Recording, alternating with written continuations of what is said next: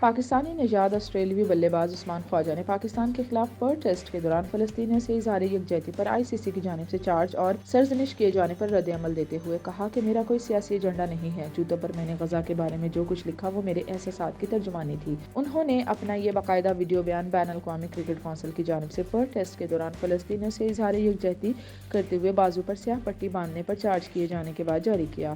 عثمان خواجہ کا کہنا ہے کہ میرا کوئی خفیہ ایجنڈا نہیں ہے، لیکن یہ انسانی حقوق کا معاملہ ہے۔ میں مذہب کو کھیل سے الگ رکھتا ہوں اور میں نے ہر ممکن حد تک محتاط انداز میں اظہار یکجہتی کرنے کی کوشش کی ہے کیونکہ یہ معاملہ میرے دل کے قریب ہے۔ اپنے بیان میں عثمان خواجہ نے کہا کہ میں ہر ممکن حد تک سب سے زیادہ قابل احترام طریقے سے یہ سب کرنے کی کوشش کر رہا ہوں۔ میں نے اپنے جوتوں میں جو کچھ لکھا، میں نے تھوڑی دیر کے لیے اس کے بارے میں سوچا کہ میں کیا لکھنے جا رہا ہوں۔ میں نے اس بات کو یقینی بنایا کہ میں آبادی کے مختلف حصوں، مذہبی عقائد، برادریوں کو الگ نہیں کرنا چاہتا ہوں، لہٰذا میں نے مذہب کو اس سے باہر رکھا ہے۔ انہوں نے کہا کہ میں انسانی مسائل کے بارے میں بات کر رہا ہوں۔ میں اقوام متحدہ کے انسانی حقوق سے متعلق آرٹیکل 1 کے بارے میں بات کر رہا ہوں۔ لفظی طور پر یہی اس کا نچوڑ ہے۔ میں نے صرف اپنی بیٹی کو اپنی گود میں لے کر اس چیز کا تصور کیا تھا۔ یہ سب کہتے ہوئے ان کی آواز بھر آ گئی اور انہوں نے کہا کہ میں اس کے بارے میں بات کرتے ہوئے جذباتی ہو جاتا ہوں اور یہی وجہ ہے کہ میں یہ کر رہا ہوں۔ میرا کوئی پوشیدہ ایجنڈا نہیں ہے۔ ہم ایک خوبصورت ملک میں رہتے ہیں۔ میں خوش قسمت ہوں کہ مجھے آسٹریلیا جانے کا موقع ملا۔ میں باہر جا سکتا ہوں۔ مجھے کسی چیز کے بارے میں فکر کرنے کی ضرورت نہیں ہے۔ میرے بچے بھی ایسا ہی کر سکتے ہیں۔